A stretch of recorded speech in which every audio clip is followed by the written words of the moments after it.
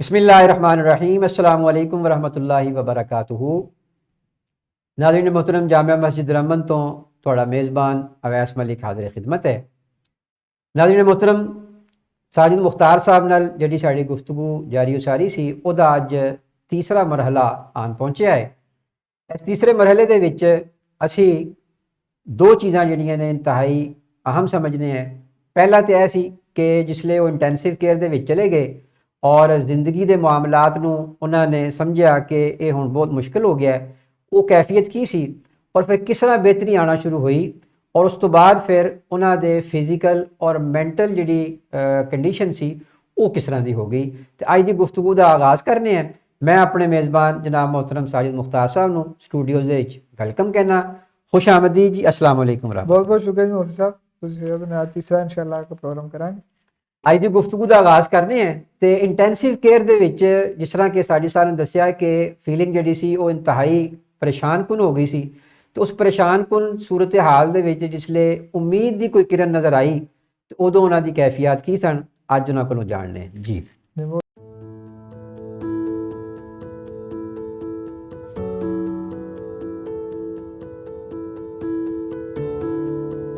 शुक्रिया। हाँ जी, जैसे यानी कि जब फेस होता ना कि जिस टाइम मैं ਉਹਦੇ ਨਾਲ ਇੰਟੈਂਸਿਵ ਕੇਅਰ ਚ ਗਿਆ ਤੇ ਉਹ ਇੱਕ ਉਹ ਮਾਮਲਾ ਹੀ ਕੁਝ ਹੋਰ ਸੀ ਕਿ ਉਹਦੇ ਵਿੱਚ ਇੱਕ ਤੇ ਉਹਦੇ ਨਾਲ ਕਿ ਤੁਹਾਡੀ ਉਹ ਫਿਲਮਾਂ ਤੁਸੀਂ ਦੇਖਿਆ ਹੋਵੇਗਾ ਜਾਂ ਟੀਵੀ ਦੇਖਦੇ ਹੋ ਕਿ ਹਰ ਜਗ੍ਹਾ ਮਸ਼ੀਨਾਂ ਹੁੰਦੀਆਂ ਤੇ ਉਹਨਾਂ ਨੇ ਜੈਸੇ ਮੈਂ ਲੇਟਿਆ ਤੇ ਉੱਥੇ ਦਾ ਜਿਹੜਾ ਮੇਨ ਹੈਡ ਨਰਸ ਸੀ ਉਹਨੇ ਮੈਨੂੰ ਕਿਹਾ ਕਿ ਵੈਲਕਮ ਤੇ ਹੁਣ ਅਸੀਂ ਤੇਰੀ ਨਾ ਬੜੀ ਅੱਛੇ ਤਰੀਕੇ ਨਾਲ ਨਾ ਕੇਅਰ ਕਰਾਂਗੇ। ਹੁਣ ਅੱਜ ਵੀ ਯਾਦ ਹੈ ਤੇ ਉਹਨੇ ਕਿਹਾ ਜੀ ਇਹ ਮਸ਼ੀਨਾਂ ਜੇ ਦੇਖ ਲਓ ਇਹ ਹੀ ਹਨ। ਤੇ ਜੈਸੇ ਉਹਦੇ ਨਾਲ ਕਿ ਉਹਨੇ ਥੋੜਾ ਜਿਹਾ ਮੈਨੂੰ ਉਹਦੇ ਨਾਲ ਕਹਿ ਲਓ ਕਿ ਦਿਲਾਸਾ ਦਿੱਤਾ ਤੇ ਥੋੜੀ ਦੇਰ ਬਾਅਦ ਉਹਦੇ ਨਾਲ ਕਿ ਇੱਕ ਮੇਨ ਹੈਡ ਸਰਜਨ ਆ ਗਿਆ ਤੇ ਉਹਨਾਂ ਨੇ ਉਹਦੇ ਨਾਲ ਕਿ ਮੈਨੂੰ ਕਿਹਾ ਕਿ ਭਾਈ ਜੀ ਅਸੀਂ ਤੁਹਾਡੀ ਸਾਨੂੰ ਨਹੀਂ ਪਤਾ ਕਿ ਤੇਰੇ ਇਲਾਜ ਕਿਸਨੇ ਖਰਾਬ ਹੋਣੇ ਤੇ ਅਸੀਂ ਹਰ ਮਾਮਲੇ ਵਾਸਤੇ ਤਿਆਰੀ ਕਰਨੀ ਸ਼ੁਰੂ ਕਰਨੀ ਹੈ। ਉਹਦੇ ਵਿੱਚ ਪਤਾ ਤੁਹਾਨੂੰ ਅਸੀਂ ਉਹ ਡਾਕਟਰ ਹਮੇਸ਼ਾ ਲਗਾਉਂਦੇ ਨੇ ਕਨੋਲਾ ਜਿਹਾ ਹੋ ਜਾਂਦਾ ਹੈ, ਲੇਕਿਨ ਜਦੋਂ ਤੁਸੀਂ ਇੰਟੈਂਸਿਵ ਕੇਅਰ ਜਾਂਦੇ ਹੋ ਤਾਂ ਇਹ ਇਹਦੇ ਨਾਲ ਕੰਮ ਨਹੀਂ ਚੱਲਦਾ। ਉਹ ਫਿਰ ਤੁਹਾਡੇ ਇੱਥੇ ਇਸ਼ਾਰਾ ਚਲਾਉਣਾ ਹੁੰਦਾ ਠੀਕ ਇੱਥੇ ਫਿਰ ਉਹਨੇ ਇੱਕ ਥੋੜਾ ਕੱਟ ਲਗਾਇਆ ਤੇ ਉਹਦੇ ਵਿੱਚ ਹੈ ਉਸ ਟਾਈਮ ਜਿਹੜੇ ਉਹ ਕੱਟ ਲਗਾ ਕੇ ਤੇ ਜਦੋਂ ਉਹਨਾਂ ਟਾਂਕੇ ਲਗਾਏ ਤੇ ਇੱਕ ਸ਼ਦੀਦ ਸੜਨੇ ਦੀ ਨਾ ਜਲਨ ਦੀ ਸ਼ੁਰੂ ਹੋ ਗਈ। ਯਾਨੀ ਕਿ ਉਸ ਟਾਈਮ ਮੈਨੂੰ ਬਹੁਤ ਹੀ ਨਾ ਇੱਕ ਕਿਸਮ ਡਰ ਲਗਾ ਕਿ ਪਤਾ ਨਹੀਂ ਕੀ ਹੋਣਾ। ਉਹ ਤੇ ਅੱਧਾ ਘੰਟਾ ਮੈਂ ਉਸ ਕੈਫੀਅਤ 'ਚ ਰਿਹਾ। ਠੀਕ ਉਹਦੇ ਬਾਅਦ ਜੈਸੇ ਉਹਨਾਂ ਕਿਹਾ ਉਹਨੇ ਹੈ ਜੀ ਸ਼ਰਦ ਨੇ ਕਿਹਾ ਜੀ ਮੈਂ ਆਪਣਾ ਕੰਮ ਕਰ ਲਿਆ, ਹੁਣ ਅਸੀਂ ਤੈਨੂੰ ਜ਼ਿਆਦਾ ਤਕਲੀਫ ਨਹੀਂ ਦੇਵਾਂਗੇ। ਤੇ ਤਕਲੀਫ ਕੀ ਦੇਣਾ ਨਾਲ ਹੀ ਉਹਨਾਂ ਕਿਹਾ ਜੀ ਨਾਲ ਮਸ਼ੀਨ ਪਈ ਜੇ ਦੇਖ ਲਓ ਇਹ ਵੈਂਟੀਲੇਟਰ ਹੈ ਜਿਹੜੀ ਤੁਸੀਂ ਗੱਲ ਕੀਤੀ ਇਹ ਵੈਂਟੀਲੇਟਰ ਹੈ ਤੇ ਇਹਨੂੰ ਵੀ ਅਸੀਂ ਇੱਕ ਹੋਰ ਤਰੀਕੇ ਨਾਲ ਇਸਤੇਮਾਲ ਕਰਨਾ। ਤੇ ਉੱਥੇ ਉਹਨਾਂ ਨੇ ਮੈਨੂੰ ਨਾ ਇੱਕ ਮਾਸਕ ਜਿਹਾ ਸੀ ਤੁਸੀਂ ਦੇਖੇ ਮੂੰਹ ਲੇਕਿਨ ਇੱਕ ਸਪੈਸ਼ਲ ਮਾਸਕ ਜਿਹੜਾ ਪੂਰੇ ਮੂੰਹ ਦੇ ਅੱਗੇ ਨਾ ਆ ਜਾਂਦਾ ਉਹਦੇ ਨਾਲ ਪੂਰੀ ਸੀਲ ਕਰਕੇ ਇੱਕ ਮਸ਼ੀਨ ਉਹ ਹਵਾ ਮਾਰਨ ਲੱਗ ਪਈ ਨਾ ਆਕਸੀਜਨ। ਉਹ ਮਸ਼ੀਨ ਜਿਹੜੀ ਨੇ ਤਕਰੀਬਨ ਘੰਟਾ ਦੋ ਉਹਨਾਂ ਨੇ ਜਿਹੜੀ ਚਲਾਈ ਬੜੀ ਮੁਸ਼ਕਿਲ ਨਾਲ ਨਾ ਮੇਰੇ ਨਾਲ ਉਹ ਐਡਜਸਟ ਹੋਇਆ। ਜੈਸੇ ਐਡਜਸਟ ਹੋਇਆ ਉਹ ਫਿਰ 3 ਦਿਨ ਜਿਹੜੀ ਚੱਲਦੀ ਰਹੀ ਮਸ਼ੀਨ। ਠੀਕ यानी कि उतारते सन फिर लगाते सन। उस जो 3 दिन का टाइम है ना मैनू यानी कि थोड़ा याद है सही। यानी कि मैं उस टाइम मैं होश था लेकिन आहिस्ता आहिस्ता वो सारे याद नहीं रहा। लेकिन जो तीसरे दिन उठिया ना यानी कि मेरा है शबरात का गलबन दिन से तो उस दिन उन्होंने कहा कि तेरे रात ते अज च फर्क आ गया कि हूँ सानू उम्मीद है कि जो हैड सर्जन सुबह का टाइम है कि असी तेरे वास्ते थोड़े जे उम्मीदवार हाँ। ठीक यानी कि उन्हें ये नहीं कहा कि तू ठीक हो गया लेकिन उन्हें कहा असं तेरे वास्ते हुण थोड़ा जिहा ना उम्मीदवार हाँ। वो दिन है जी मुफ्ती साहब जो शबरात वाला दिन है ना वो मैनूं यकीन है कि उस दिन ना कि मेरी बेहतरी आ गई। तो वो जो 3 दिन सन उसके बाद 3 दिन मैं इंटेंसिव केयर लेकिन वो रोज़ाना थोड़ी बेहतरी आनी शुरू हो गई। नाजरीन, जिस तरह के साजिद साहब ने शबरात का तज़किरा किया है तो साढ़े हाँ मजहबी तौर पर एक अकीदा है कि शबरात एक ऐसी रात होंदी है कि जिहदे विच अल्लाह पाक अपने बंदियां वास्ते जिंदगी और मौत की तकसीम जिहड़ी है वो रकम फरमा दिंदा है। तो जिस तरह इन्होंने तज़किरा किया साड़ी भी कैफियत जिहड़ियां सन वो बहुत ज़्यादा ऐसे नोईयत दी सन। असी महफिल दे विच बहुत ज़्यादा दुआवां कीतियां और इस गल की कोशिश की कि इन्हां नाल राबता होवे लेकिन राबता जिहड़ा सी वो नहीं हो पा रहा सी। उसदी वजह सी कि गुफ्तगू नहीं होंदी सी और इंतहाई इंटेंसिव केयर का जोड़ा माहौल होंदा है उहदे विच इस तरह गुफ्तगू करना या राबता करना बड़ा मुश्किल होंदा है। तो जिस तरह इन्होंने दस्सिया कि तीसरे दिन एक बेहतरी की कैफियत जिहड़ी वो शुरू हुई। तो साजिद साहब फिर तुहानूं की महसूस होया कि तुसीं जिंदगी वल वापस आना शुरू हो गए हो और जिहड़ा एक सर्वाइवल ਦਾ ਇੱਕ ਕਸ਼ਮਕਸ਼ ਸੀ ਜਿਹਨੂੰ, ਉਹ ਖਤਮ ਹੁੰਦੀ ਨਜ਼ਰ ਆਈ? ਉਸ ਵਕਤ ਕੀ ਕੈਫੀਅਤ ਸੀ? ਉਸ ਟਾਈਮ ਜਿਹੜੀ ਸਭ ਨਜ਼ਾਰੇ ਜਿਹੜੀ ਹੈ ਨਾ, ਇੱਕ ਤੇ ਕਹਿ ਲਓ ਕਿ ਜਿੱਤ ਦੀ ਜਿਹੜੀ ਹੈ ਨਾ ਕੈਫੀਅਤ ਸ਼ੁਰੂ ਹੋ ਚੁੱਕੀ ਸੀ ਕਿ ਉਹਦਾ ਨਾਂ ਕਿ ਮੈਂ ਅੱਲਾ ਕੀਤਾ ਹੁਣ ਬਚ ਗਿਆ। ਯਾਨੀ ਕਿ ਉਹ ਦਿਨ ਜਿਹੜਾ ਹੈਗਾ ਮੈਨੂੰ ਅੱਜ ਵੀ ਯਾਦ ਹੈ ਕਿ ਉਸ ਦਿਨ ਮੈਨੂੰ ਜ਼ਿਹਨ 'ਚ ਆ ਗਿਆ ਸੀ ਕਿ ਹੁਣ ਮੈਂ ਇਸ ਹਸਪਤਾਲ 'ਚੋਂ ਨਿਕਲ ਜਾਵਾਂਗਾ। ਲੇਕਿਨ ਇਹ ਨਹੀਂ ਸੀ ਕਿ ਮੈਂ ਉਹ ਠੀਕ ਹੋ ਗਿਆ, ਲੇਕਿਨ ਕੈਫੀਅਤ ਜ਼ਰੂਰ ਸ਼ੁਰੂ ਹੋ ਚੁੱਕੀ ਸੀ। ਲੇਕਿਨ ਉਹ ਜਿਹੜੇ 3 ਦਿਨ ਉਹਦੇ ਬਾਅਦ ਆਏ ਨਾ, ਉਸ ਕਿਸੇ ਦਾ ਟਾਈਮ ਹਾਲਾਤ ਖਰਾਬ ਵੀ ਹੋਏ ਨੇ ਤੇ ਠੀਕ ਵੀ ਹੁੰਦੇ ਰਹੇ। ਲੇਕਿਨ ਜਿਹੜੇ ਉਹ ਜਿਸ ਟਾਈਮ ਉਹਨੇ ਕਹਿ ਦਿੱਤਾ ਨਾ ਕਿ ਥੋੜੀ ਜਿਹੀ ਅੱਜ ਮੈਂ ਬਿਹਤਰ ਕਾਲ ਨਾਲ ਤੇਰੀ ਇੱਕ ਹੌਸਲਾ ਸ਼ੁਰੂ ਹੋ ਗਿਆ ਜੀ। ਉਹਦੇ ਬਾਅਦ ਮੈਂ ਤਕਰੀਬਨ 15 ਦਿਨ ਉਹਦੇ ਬਾਅਦ ਵੀ ਰਿਹਾ ਹਸਪਤਾਲ 'ਚ। ਲੇਕਿਨ ਕਹਿ ਲਓ ਕਿ ਉਸ ਟਾਈਮ ਜਿਹੜੀ ਫਾਈਟ ਦੀ ਜਾਂ ਜਿਹੜੀ ਲੜਨੇ ਦੀ ਕੈਫੀਅਤ ਸੀ ਉਹ ਬੜੀ ਬਿਹਤਰ ਆ ਗਈ ਸੀ। ਫਿਰ ਹਰ ਚੀਜ਼ ਯਾਨੀ ਕਿ ਦੁਨੀਆ 'ਚ ਜਿਹੜੇ ਰੰਗ ਵੀ ਨਜ਼ਰ ਆਉਣ ਲੱਗ ਪੈਂਦੇ ਨੇ। ਫਿਰ ਜੀ ਅੱਜ ਕੀ ਹੋ ਰਿਹਾ, ਫਿਰ ਉਹ ਕਹਿ ਲਓ ਮੋਬਾਈਲ 'ਤੇ ਆ ਕੇ ਅਖਬਾਰ ਵੀ ਦੇਖਣ ਲੱਗ ਪਏ ਕਿ ਬਈ ਕੀ ਇਹ ਮਾਮਲਾ ਜਿਹੜੇ ਨਾਰਮਲ ਜ਼ਿੰਦਗੀ ਦੇ ਮਾਮਲਾਤ ਨਾ ਆਹਿਸਤਾ ਆਹਿਸਤਾ ਉਹਦੇ ਨਾਲ ਕਿ ਵਾਪਸ ਆ ਗਏ। ਤੇ ਫਿਰ ਉਹਦੇ ਨਾਲ ਕਿ ਮੈਂ ਤੁਹਾਨੂੰ ਇੱਕ ਹੋਰ ਗੱਲ ਦੱਸਿਆ ਚਲਣਾ ਕਿ ਜਿਸ ਟਾਈਮ ਮੈਂ ਉਹ ਇੰਟੈਂਸਿਵ ਕੇਅਰ 'ਚੋਂ ਬਾਹਰ ਕੱਢਿਆ ਨਾ, ਤੇ ਮੈਂ ਖੁਦ ਪੈਦਲ ਗਿਆ। ਤੇ ਉਹ ਜਿਹੜੀ ਸਰਜਨ ਸੀ ਉਹ ਕਹਿੰਦਾ ਸੀ ਕਿ ਬੜੇ ਘੱਟ ਬੰਦੇ ਨੇ ਜਿਹੜੇ ਉਹਦੇ ਨਾਲ ਕਿ ਇੰਟੈਂਸਿਵ ਕੇਅਰ 'ਚ ਬਾਹਰ ਜਾਂਦੇ ਨੇ ਪੈਦਲ, ਕਿਉਂਕਿ ਜ਼ਿਆਦਾਤਰ ਬੈਠਦੇ ਜਾਂਦੇ ਨੇ। ਲੇਕਿਨ ਉਸ ਟਾਈਮ ਫਿਰ ਉਹਦੇ ਨਾਲ ਕਿ ਜ਼ਿਹਨ 'ਚ ਆਇਆ ਕਿ ਹੁਣ ਮੈਂ ਬਿਹਤਰ ਨਾ ਚਲੋ ਜੀ ਹੁਣ ਤੇ ਉਹਦੇ ਨਾਲ ਕਿ ਆਪਣੀ ਫੈਮਿਲੀ ਨੂੰ ਫੋਨ ਕਰਕੇ ਉਹਨੂੰ ਕभी ਆ ਗਈ। ਫਿਰ ਡਾਕਟਰ ਕੋਲ ਰਿਕੁਐਸਟ ਕੀਤੀ ਤੇ ਡਾਕਟਰ ਸਾਹਿਬ ਕਹਿੰਦੇ ਕਿ ਨਹੀਂ ਭਾਜੀ ਇਹ ਨਹੀਂ ਹੋ ਸਕਦਾ ਕਿ ਤੂੰ ਹੁਣ ਯਾਨੀ ਕਿ ਇੰਨਾ ਕੋਈ ਖਤਰਾ ਨਹੀਂ ਹੈਗਾ ਤੈਨੂੰ ਕਿ ਤੇਰੀ ਜ਼ਿੰਦਗੀ ਦੀ ਮੌਤ ਹੈ, ਤੇ ਇਸ ਲਈ ਹੁਣ ਵੀ ਨਹੀਂ ਤੂੰ ਮਿਲ ਸਕਦਾ। ਸਹੀ ਹੁਣ ਜਦੋਂ ਘਰ ਜਾਏਗਾ ਤਾਂ ਹੀ ਤੂੰ ਆਪਣੇ ਜਾਏਗਾ। ਨਾਜ਼ਰੀਨ ਮੁਹਤਰਮ, ਇਸ ਸਾਰੇ ਤਜਰਬਾਤ ਨੂੰ ਤੁਹਾਡੇ ਤੱਕ ਪਹੁੰਚਾਉਣ ਦਾ ਮਕਸਦ ਹੈ ਕਿ ਅਸੀਂ ਜ਼ਿੰਦਗੀ ਦੀ ਕਦਰੋ ਕੀਮਤ, ਆਪਣੇ ਰਿਸ਼ਤਿਆਂ ਦੀ ਕਦਰੋ ਕੀਮਤ ਔਰ ਆਪਣੀ ਜਿਹੜੀ ਜ਼ਿੰਦਗੀ ਦੇ ਨਾਲ ਚੀਜ਼ਾਂ ਵਬਸਤਾ ਨੇ ਉਹਨਾਂ ਦੀ ਕਦਰੋ ਕੀਮਤ ਅਸੀਂ ਜਾਣ ਸਕੀਏ। ਨਾਜ਼ਰੀਨ ਮੁਹਤਰਮ, ਜਿਸ ਤਰ੍ਹਾਂ ਸਾਜਿਦ ਸਾਹਿਬ ਨੇ ਦੱਸਿਆ ਕਿ ਬਿਹਤਰੀ ਦੀ ਕੈਫੀਅਤ ਸ਼ੁਰੂ ਹੋ ਗਈਆਂ, ਲੇਕਿਨ ਇਹ ਬਿਹਤਰੀ ਸਿਰਫ ਇੰਨੀ ਕੀ ਬਿਹਤਰੀ ਸੀ ਕਿ ਤੁਸੀਂ ਜ਼ਿੰਦਾ ਬਚ ਜਾਓਗੇ, ਲੇਕਿਨ ਜਿਸਮ ਦੇ ਵਿੱਚ ਇਤਨੀ ਜ਼ਿਆਦਾ ਟੁੱਟ ਭੱਜ ਹੋ ਚੁੱਕੀ ਸੀ ਕਿ ਉਹਦਾ ਰਿਕਵਰ ਹੋਣਾ ਉਹਦੇ ਵਾਸਤੇ ਤਕਰੀਬਨ 1.5 ਤੋਂ 2.5 ਸਾਲ ਦਾ ਇੱਕ ਅਰਸਾ ਜਿਹੜਾ ਸੀ ਉਹ ਦਰਕਾਰ ਸੀ। ਤੇ ਇਹ ਤੇ ਉਹ ਕੈਫੀਅਤ ਸੀ ਜਿਹਦੇ ਵਿੱਚ ਇੰਟੈਂਸਿਵ ਕੇਅਰ ਤੋਂ ਨਿਕਲ ਆਏ, ਫਿਰ 26 ਦਿਨ ਹਸਪੀਟਲ ਰਹੇ। ਲੇਕਿਨ ਜਿਹੜੇ ਜਿਸਮਾਨੀ ਤੌਰ ਤੇ ਨੁਕਸਾਨਾਤ ਹੋਏ ਉਹਦੇ ਮੁਤਲਕ ਵੀ ਅਸੀਂ ਜਾਣਨਾ ਚਾਹਾਂਗੇ। ਸਾਈ ਸਾਹਿਬ, ਸਾਡੇ ਨਾਜ਼ਰੀਨ ਨੂੰ ਇਹ ਵੀ ਦੱਸੋ ਕਿ ਇਸ ਸਾਰੇ ਸਿਲਸਿਲੇ ਦੇ ਵਿੱਚ ਜਿਹੜੀ ਜਿਸਮ ਦੇ ਵਿੱਚ ਟੁੱਟ ਭੱਜ ਹੋਈ ਔਰ ਜਿਹੜੀ ਚੀਜ਼ਾਂ ਜਿਹੜੀਆਂ ਨੇ ਫਿਜ਼ੀਕਲੀ ਔਰ ਮੈਂਟਲੀ ਇਵੋਲਵ ਹੋਈਆਂ ਔਰ ਅਸਰਅੰਦਾਜ਼ ਹੋਈਆਂ, ਉਹਦੇ ਮੁਤਲਕ ਸਾਡੇ ਨਾਜ਼ਰੀਨ ਨੂੰ ਇਹਦਾ ਐਕਸਪੀਰੀਅੰਸ ਸ਼ੇਅਰ ਕਰੋ। ਹਾਂਜੀ, ਜਿਹੜੀ ਤੁਸੀਂ ਗੱਲ ਕਰ ਰਹੇ ਹੋ ਇਹ ਸਭ ਨਾਲ ਦੋ ਚੀਜ਼ਾਂ ਨੇ, ਇੱਕ ਤੇ ਜ਼ਹਿਨੀ, ਇੱਕ ਜਿਸਮਾਨੀ। ਜਿਸਮਾਨੀ ਤਰੀਕੇ ਸੀ ਕਿ ਮੇਰਾ ਤਕਰੀਬਨ 10 ਕਿਲੋ ਵਜ਼ਨ ਯਾਨੀ ਕਿ ਕੰਮ ਹੋ ਗਿਆ ਸੀ ਮੈਂ। ਤੇ ਉਹਦਾ ਨਾਲ ਇਹ ਸੀ ਕਿ ਜਿਹੜੀ ਤੁਸੀਂ ਜਿਸ ਟਾਈਮ ਤੁਸੀਂ ਹਸਪਤਾਲ 'ਚ ਰਹਿੰਦੇ ਹੋ ਤੇ ਤੁਹਾਡਾ ਜਿਹੜੀ ਵਜ਼ਨ ਘਟਦਾ, ਤੁਹਾਡੇ ਸਾਰੇ ਮਸਲ ਘਟ ਜਾਂਦੇ।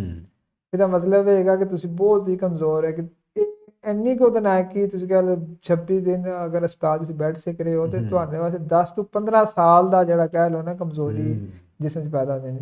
ਕਿ ਮੇਰੇ ਵਾਸਤੇ ਉਹਦਾ ਨਾਲ ਕਿ ਸਿਰਫ ਘਰ ਦੀਆਂ ਪੌੜੀਆਂ ਚੜ੍ਹਨੀਆਂ ਇੱਕ ਬੜਾ ਵੱਡਾ ਸਟਰਗਲ ਸੀ। ਡਾਕਟਰ ਸਾਹਿਬ ਨੇ ਕਿਹਾ ਜੀ ਤੇਰੀ ਟ੍ਰੇਨਿੰਗ ਕੀ ਹੈ ਜੀ, ਤੂੰ ਜਾ ਕੇ ਪੋਸਟ ਚੈੱਕ ਕਰਕੇ ਆਣੀ ਹੈ। ਠੀਕ, ਯਾਨੀ ਕਿ ਇੰਨੇ ਹਾਲਾਤ। ਲੇਕਿਨ ਦਿਨ ਬ ਦਿਨ ਇਹ ਕਹਿ ਲਓ ਕਿ ਕੈਫੀਅਤ ਜ਼ਰੂਰ ਸੀ ਕਿ ਰੋਜ਼ਾਨਾ ਥੋੜੇ ਥੋੜੇ ਕਦਮ ਜਿਹੜੇ ਚੱਲਣੇ, ਇੱਕ ਬੜਾ ਅੱਛਾ ਮਾਹੌਲ ਸੀ।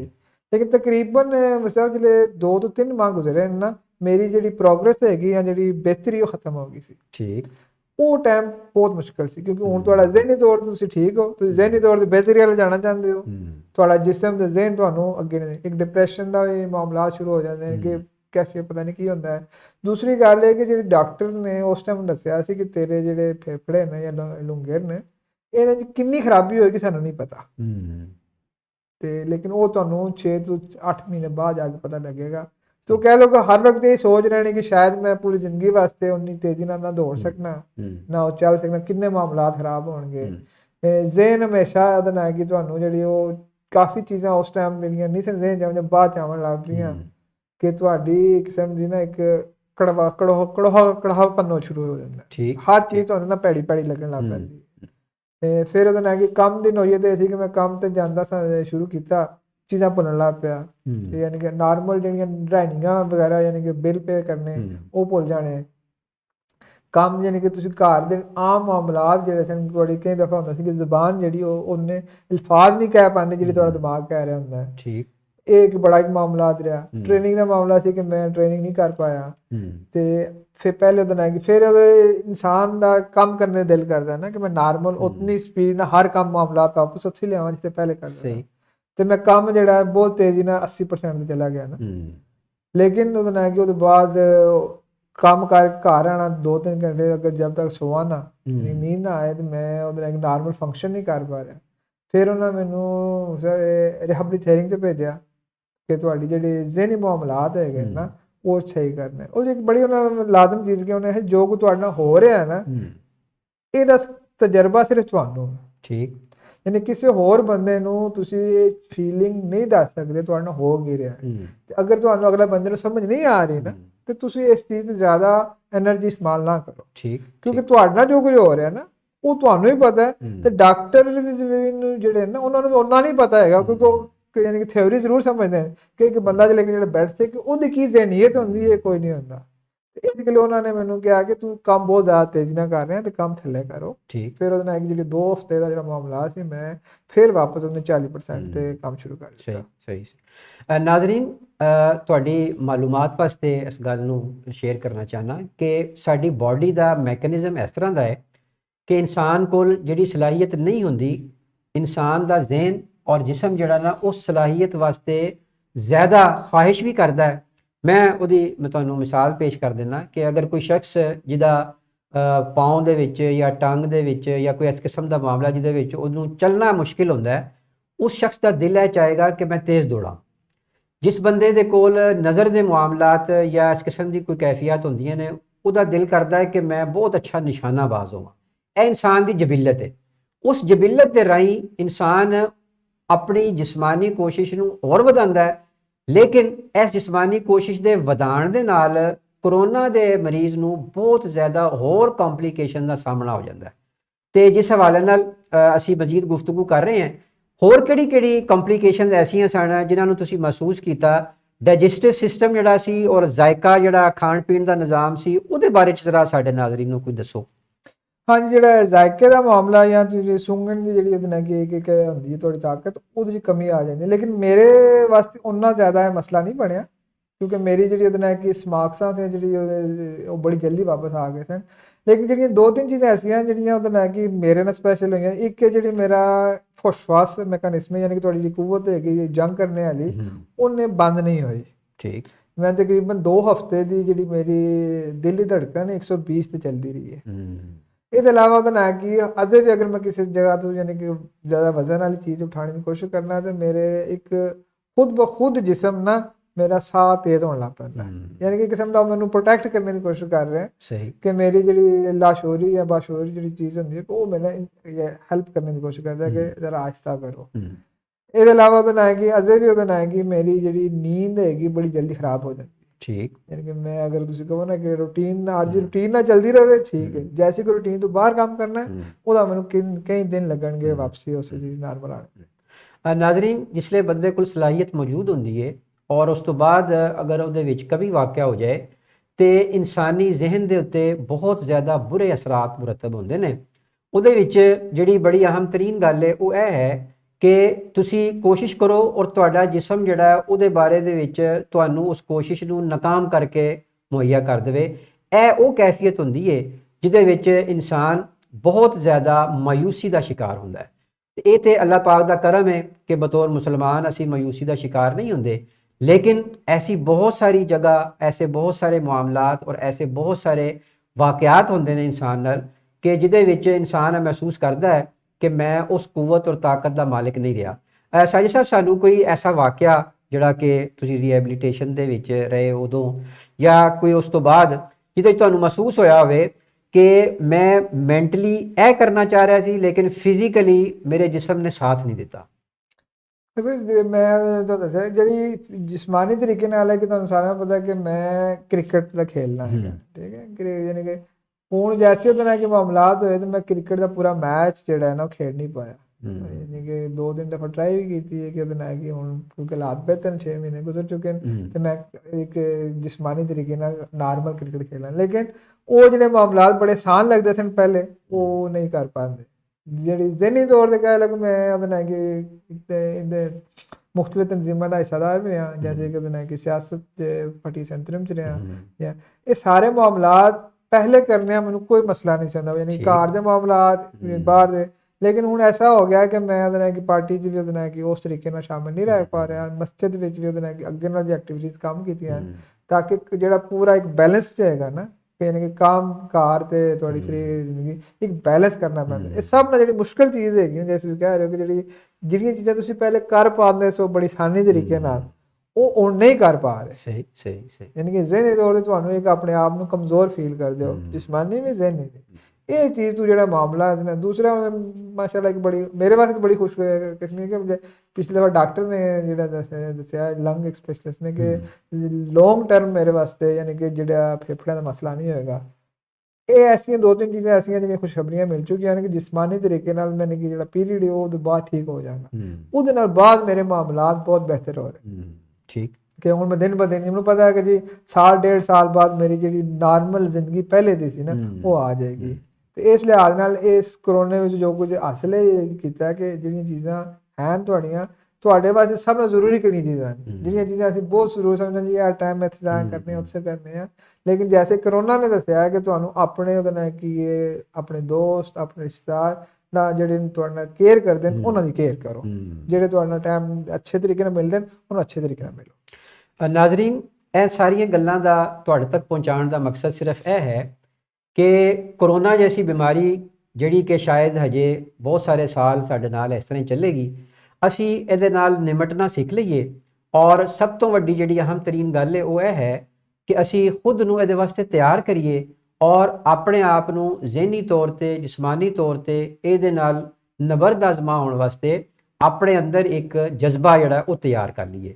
ਬਿਮਾਰੀ ਕਿਸ ਵਕਤ ਹਮਲਾ ਕਰ ਸਕਦੀ ਹੈ ਕਿਸ ਵਕਤ ਨਹੀਂ, ਇਹ ਤੇ ਅੱਲਾਹ ਤਾਲਾ ਦੇ ਮਾਮਲਾਤ ਨੇ, ਲੇਕਿਨ ਇਨ ਤਜਰਬਾਤ ਜਿਹੜੇ ਦੱਸੇ ਗਏ ਨੇ ਇਹਨਾਂ ਦਾ ਮਕਸਦ ਇਹ ਹੈ ਕਿ ਅਸੀਂ ਪਹਿਲੀ ਤੇ ਕੋਸ਼ਿਸ਼ ਇਹੀ ਕਰੀਏ ਕਿ ਅਸੀਂ ਬਿਮਾਰੀ ਤੱਕ ਪਹੁੰਚੀਏ ਨਾ।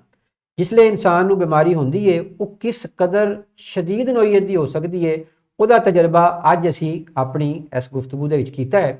ਮੈਂ ਆਖਰੀ ਜਿਹੜੀ ਗੱਲ ਆਪਣੇ ਮਹਿਮਾਨ ਕੋਲੋਂ ਪੁੱਛਣਾ ਚਾਹਾਂਗਾ ਉਹ ਇਹ ਹੈ ਕਿ ਇਸ ਸਾਰੀ ਕੈਫੀਅਤ ਦੇ ਵਿੱਚ ਜਿਸਲੇ ਤੁਸੀਂ ਜ਼ਿੰਦਗੀ ਵੱਲ ਵਾਪਸ ਆਏ ਔਰ ਹਜੇ ਵੀ ਤੁਹਾਡੇ ਅੰਦਰ ਜਿਸਮਾਨੀ ਔਰ ਜ਼ਿਹਨੀ ਤੌਰ ਤੇ ਜਿਹੜੀ ਹੈ ਉਹ ਬਿਹਤਰੀ ਉਹ ਆ ਰਹੀ ਹੈ ਔਰ ਇਹਦੇ ਵਾਸਤੇ ਅਜੇ ਬੜਾ ਵਕਤ ਦਰਕਾਰ ਹੈ, ਤੇ ਕੁਝ ਗੋਲਸ ਹੁੰਦੇ ਨੇ ਜਿਹੜਾ ਇਨਸਾਨ ਸੈੱਟ ਕਰਦਾ ਹੈ ਕਿ ਅੱਛਾ ਅਗਰ ਮੈਂ ਦੁਬਾਰਾ ਹਯਾਤ ਵੱਲ ਔਰ ਜ਼ਿੰਦਗੀ ਵੱਲ ਗਿਆ ਤੇ ਫਿਰ ਮੇਰੇ ਜਿਹੜੇ ਟਾਰਗੇਟਸ ਨੇ ਉਹ ਇਹ ਹੋਣਗੇ, ਉਹਨਾਂ ਦੇ ਬਾਰੇ 'ਚ ਸਾਡੇ ਨਾਜ਼ਰੀਨ ਨੂੰ ਕੁਝ ਦੱਸੋ। ਜੀ ਇਸ ਵਕਤ ਨੌਜ਼ਰ ਸਾਹਿਬ ਨੇ ਜਿਹੜਾ ਬੜਾ ਟਾਰਗੇਟ ਤੇ ਇਹੀ ਹੈ ਮੇਰੇ ਕਿ ਆਪਣੀ ਨਾਰਮਲ ਸਿਚੁਏਸ਼ਨ 'ਚ ਵਾਪਸ ਆਉਣਾ। ਯਾਨੀ ਕਿ ਇਹ ਚੀਜ਼ਾਂ ਐਸੀਆਂ ਨੇ ਕਿ ਬਣਾ ਕਿ ਜ਼ਿਹਨੀ ਤੌਰ 'ਤੇ ਤੁਸੀਂ ਇੱਕ ਚੀਜ਼ 'ਤੇ ਫੋਕਸ ਆ ਜਾਂਦੇ ਕਿ ਤੁਹਾਡੇ ਵਾਸਤੇ ਜਿਹੜਾ ਟਾਰਗੇਟ ਹੋ ਜਾਂਦਾ ਤੁਹਾਡੀ ਆਪਣੀ ਜ਼ਿੰਦਗੀ ਜਿਹੜੀ ਸਭ ਤੋਂ ਜ਼ਿਆਦਾ ਮੈਂ ਕਹਿ ਲਓ ਕਿ ਚੇਂਜਿੰਗ ਆਪਣੇ ਆਪ 'ਚ ਚਾਹੁੰਦਾ ਵੀ ਹਾਂ ਤੇ ਤੁਸੀਂ ਕੋਸ਼ਿਸ਼ ਵੀ ਕਰ ਰਹੇ ਹਾਂ ਕਿ ਆਪਣੇ ਆਪ ਤੇ ਆਪਣੀ ਫੈਮਿਲੀ ਨੂੰ ਜ਼ਿਆਦਾ ਟਾਈਮ ਦੇਣਾ। यानी कि ਅਸੀਂ ਲੋਕ ਅਗਰ ਹੈ ਕਿ ਆਪਣੀ ਜ਼ਿੰਦਗੀ 'ਚ ਆ ਕੇ ਆਪਣੇ ਬਾਕੀ ਮਾਮਲਾਤ ਇਤਨਾ ਕੁ ਟਾਈਮ ਗੁਜ਼ਾਰ ਦਿੰਦੇ ਹਾਂ ਕਿ ਅਸੀਂ ਆਪਣੀ ਫੈਮਿਲੀ ਜਾਂ ਆਪਣੇ ਜਿਹੜੇ ਘਰੇ ਰਿਸ਼ਤੇਦਾਰ ਉਹਨਾਂ ਦਾ ਟਾਈਮ ਵੀ ਦੂਸਰੀ ਚੀਜ਼ਾਂ ਲਗਾ ਦਿੰਦੇ। ਮੈਂ ਇਹ ਜ਼ਰੂਰ ਆਪਣੇ ਜ਼ਿਹਨ 'ਚ ਲਿਖਿਆ ਹੈ ਕਿ ਟਾਈਮ ਜਿਹੜਾ ਹੈਗਾ ਇਹ ਇੱਕ ਸ਼ੋਰਟ ਟਰਮ ਚੀਜ਼ ਹੈਗੀ ਤੇ ਇਹ ਟਾਈਮ ਮੈਂ ਆਪਣੀ ਫੈਮਿਲੀ ਨੂੰ ਜਿਹੜਾ ਅੱਗੇ ਨਹੀਂ ਦੇ ਪਾ ਸਕਿਆ ਨਾ ਉਹ ਅਸੀਂ ਦੇਣਾ। ਤੇ ਇਸ ਦਾ ਮਾਮਲਾ ਕਿ ਅਸੀਂ ਚੀਜ਼ਾਂ ਕਰ ਵੀ ਚੁੱਕੇ ਹਾਂ ਜਿਨ੍ਹਾਂ 'ਚ ਮੈਂ ਆਪਾਂ ਫੋਕਸ ਕਰ ਰਿਹਾ। ਤੇ ਹਾਲ ਦੀ ਘੜੀ ਕਹਿ ਲਓ ਕਿ ਟਾਰਗੇਟ ਜਿਹੜਾ ਸਾਹਮਣੇ ਮੇਰਾ ਵੱਡਾ ਇਹ ਹੀ ਹੈ ਕਿ ਆਪਣੀ ਸਿਹਤ ਬਿਹਤਰ ਕਰਨਾ ਪਲੱਸ ਆਪਣੀ ਫੈਮਿਲੀ ਨੂੰ ਜ਼ਿਆਦਾ ਟਾਈਮ ਦੇਣਾ। ਨਾਜ਼ਰੀਨ ਮੁਹਤਰਮ, ਅੱਜ ਦੀ ਗੱਲਬਾਤ ਜਿਹੜੀ ਹੈ ਉਹਦਾ ਇਖਤਤਾਮ ਕਰਦੇ ਹੋਇਆ ਮੈਂ ਆਖਰੀ ਜਿਹੜੀ ਗੁਜ਼ਾਰਿਸ਼ ਆਪਣੇ ਮਹਿਮਾਨ ਨੂੰ ਕਰਨਾ ਚਾਹਾਂਗਾ ਉਹ ਹੈ ਕਿ ਇਹ ਸਾਰੇ ਦੇ ਸਾਰੇ ਐਕਸਪੀਰੀਅੰਸ ਤੋਂ ਗੁਜ਼ਰਨ ਤੋਂ ਬਾਅਦ ਉਹ ਕੀ ਪੈਗਾਮ ਦਿੰਦੇ ਨੇ ਕਿ ਕਰੋਨਾ ਦੇ ਹਵਾਲੇ ਨਾਲ ਔਰ ਜਿਹੜੇ ਦੂਸਰੇ ਲੋਕ ਸਾਡੇ ਇਸ ਟਾਈਮ ਨਾਜ਼ਰੀਨ ਨੇ ਸੁਣਨ ਵਾਲੇ ਦੇਖਣ ਵਾਲੇ ਉਹਨਾਂ ਨੂੰ ਕੀ ਗਾਈਡੈਂਸ ਮੁਹੱਈਆ ਕਰਨਗੇ। ਜੀ ਸਭ ਨਾਲ ਪਹਿਲੇ ਤਾਂ ਮੈਂ ਖੁਦ ਇੱਕ ਮਿਸਾਲ ਬਣ ਚੁੱਕਿਆ ਨਾ ਕਿ ਬਣਾਇਆ ਕਿ ਇਹ ਕਰੋਨਾ ਇੱਕ ਬੜੀ ਸ਼ਦੀਦ ਬਿਮਾਰੀ ਹੈ ਕਿ ਇਹਦੇ ਵਿੱਚ ਸਾਨੂੰ ਯਾਨੀ ਕਿ ਇੱਕ ਮਜ਼ਾਕ ਨਹੀਂ ਹੈਗਾ ਕਿ ਕਈ ਬੰਦੇ ਸਮਝੇ ਕਿ ਇੱਕ ਨਜ਼ਲਾ ਜ਼ੁਕਾਮ ਹੈ ਕਿ ਹੋ ਸਕਦਾ ਕਿ ਤੁਹਾਨੂੰ ਕੁਝ ਨਾ ਹੋਵੇ, ਹੋ ਸਕਦਾ ਕਿ ਤੁਹਾਡੀ ਵਜ੍ਹਾ ਨਾਲ ਅਗਲੇ ਜਿਹੜੇ ਉਹਦੇ ਨਾਲ ਕਿ ਬੰਦਾ ਬਿਮਾਰ ਹੁੰਦਾ ਉਹ ਬਹੁਤ ਜ਼ਿਆਦਾ ਸ਼ਦੀਦ ਹੋ ਜਾਏ। ਤੇ ਹਾਲ ਦੀ ਘੜੀ ਜਿਹੜੀ ਸਾਰਿਆਂ ਤੋਂ ਵੱਡੀ ਚੀਜ਼ ਦੀ ਹਿਫਾਜ਼ਤ ਤੇ ਵੈਕਸੀਨ ਹੈ ਕਿ ਜਿਹੜੇ ਬੰਦਿਆਂ ਨੇ ਅਜੇ ਤੱਕ ਵੈਕਸੀਨ ਨਹੀਂ ਲਗਵਾਇਆ ਉਹਨਾਂ ਨੂੰ ਲਗਵਾਉਣਾ ਚਾਹੀਦਾ ਤੇ ਜਿਹਨਾਂ ਦੋ ਲਗਵਾ ਨੂੰ ਤੀਸਰਾ ਲਗਵਾਉਣ ਕਿ ਤੁਹਾਨੂੰ ਸਭ ਨਾਲ ਵੱਡੀ ਜਿਹੜੀ ਉਹਦੇ ਨਾਲ ਤੁਹਾਡੀ ਇਸ ਬਿਮਾਰੀ ਦੇ ਖਿਲਾਫ ਤਾਕਤ ਹੈਗੀ ਉਹ ਵੈਕਸੀਨ ਦੇਗੇ। ਤੇ ਸਾਡੇ ਖਾਸ ਕਰਕੇ ਪਾਕਿਸਤਾਨੀ ਬੰਦਿਆਂ ਨੂੰ ਜ਼ਿਆਦਾ ਇਲਤਜਾ ਹੈਗੀ ਕਿ ਇਸ ਚੀਜ਼ ਨੂੰ ਬੜੇ ਸੀਰੀਅਸ ਲੈਣ ਕਿਉਂਕਿ ਅਸੀਂ ਦੇਖਿਆ ਕਿ ਅਮੂਮਨ ਆਮ ਤੌਰ ਤੇ ਸਾਡੇ ਆਪਣੇ ਬੰਦੇ ਉਹਦੇ ਨਾਲ ਵੈਕਸੀਨ ਥੋੜਾ ਲਗਾ ਰਹੇ। ਤੇ ਮੈਂ ਤੇ ਇਹੀ ਕਹਾਂਗਾ ਕਿ ਜਿਹੜੀ ਕਰੋਨਾ ਕੋਈ ਮਜ਼ਾਕ ਨਹੀਂ, ਇੱਕ ਬੜੀ ਸ਼ਦੀਦ ਬਿਮਾਰੀ ਹੈ ਤੇ ਉਹਨੂੰ ਸਾਰੇ ਸੀਰੀਅਸ ਲੈਣ। ਨਾਜ਼ਰੀਨ ਮੁਹਤਰਮ, ਅੱਜ ਦੀ ਗੁਫ਼ਤਗੂ ਇਹਦਾ ਇਖਤਤਾਮ ਕਰਦੇ ਹਾਂ ਮੈਂ ਸਿਰਫ ਇਹੀ ਗੱਲ ਕਰਨਾ ਚਾਹਾਂਗਾ ਕਿ ਮਜ਼ਹਬ ਇਸਲਾਮ ਨੇ ਵੀ ਸਾਰੇ ਦੇ ਸਾਰੇ ਮਈਅਤ ਲੈਣ ਤੋਂ ਬਾਅਦ ਅੱਲਾਹ ਤਾਲਾ ਦੇ ਉੱਤੇ ਤਵੱਕਲ ਕਰਨ ਦੀ ਕੈਫੀਅਤ ਨੂੰ ਆਪਣੇ ਮੰਨਣ ਵਾਲਿਆਂ ਤੱਕ ਪਹੁੰਚਾਇਆ ਹੈ। ਬੜੀ ਮੋਟੀ ਤੇ ਬੜੀ ਖਰੀ ਮਿਸਾਲ ਉਹ ਇਹ ਦਿੱਤੀ ਜਾਂਦੀ ਹੈ ਕਿ ਪਹਿਲੇ ਆਪਣੇ ਜਾਨਵਰ ਨੂੰ ਰੱਸਾ ਪਾ ਕੇ ਬੰਨੋ, ਫਿਰ ਉਸ ਤੋਂ ਬਾਅਦ ਅੱਲਾਹ ਤੇ ਤਵੱਕਲ ਕਰੋ। ਇਹਦਾ ਮਤਲਬ ਹੈ ਕਿ ਜਿਹੜੇ ਮਈਅਰਸ ਲੈਣੇ ਜ਼ਰੂਰੀ ਨੇ ਉਹ ਮਈਅਰ ਅਸੀਂ ਲਈਏ ਔਰ ਉਸ ਤੋਂ ਬਾਅਦ ਅੱਲਾਹ ਤਾਲਾ ਤੇ ਤਵੱਕਲ ਕਰੀਏ। ਅੱਲਾਹ ਪਾਕ ਸਾਨੂੰ ਇਸ ਸ਼ਦੀਦ ਨੋਈਅਤ ਦੀ ਬਿਮਾਰੀ ਤੋਂ ਔਰ ਇਹਦੇ ਜਿਹੜੇ ਵੇਰੀਐਂਟਸ ਨੇ ਉਹਨਾਂ ਤੋਂ ਮਹਿਫੂਜ਼ ਰੱਖੇ ਔਰ ਸਾਡੇ ਮਈਅਤ ਲੈਣ ਦੇ ਵਿੱਚ ਜਿਹੜੀ ਇਸ ਵਕਤ ਬੜੀ ਅਹਿਮ ਚੀਜ਼ ਹੈ ਉਹ ਵੈਕਸੀਨੇਸ਼ਨ ਹੈ। ਬਹੁਤ ਸਾਰੇ ਸਾਥੀ ਦੋਸਤ ਅਜੇ ਵੀ ਵੈਕਸੀਨੇਸ਼ਨ ਲਗਵਾਉਣ ਦੇ ਉੱਤੇ ਰਾਜ਼ੀ ਨਹੀਂ ਨੇ। ਸਾਡੀ ਇਸ ਗੁਫ਼ਤਗੂ ਦਾ ਮਕਸਦ ਇਹ ਹੀ ਹੈ ਕਿ ਆਪਣੇ ਸਾਥੀਆਂ ਦੇ ਰਾਹੀਂ, ਆਪਣੇ ਦੋਸਤਾਂ ਦੇ ਰਾਹੀਂ ਤੁਹਾਡੇ ਤੱਕ ਇਸ ਬਿਮਾਰੀ ਦਾ ਉਹ ਵਾਲਾ ਐਸਪੈਕਟ, ਉਹ ਵਾਲਾ ਪਹਿਲੂ ਪੇਸ਼ ਕਰੀਏ ਕਿ ਜਿਹਦੇ ਰਾਹੀਂ ਸਰਵਾਈਵਲ ਜਾਂ ਜ਼ਿੰਦਗੀ ਦੀ ਕੈਫੀਅਤ ਜਿਹੜੀ ਹੈ ਉਹ ਦੁਬਾਰਾ ਨਮੂਦਾਰ ਹੁੰਦੀ ਹੈ। ਆਪਣੇ ਮੇਜ਼ਬਾਨ ਅਵੈਸ ਮਲਿਕ ਨੂੰ ਇਜਾਜ਼ਤ ਦਿਓ। अस्सलाम वालेकुम रहमतुल्लाहि व बरकातहू।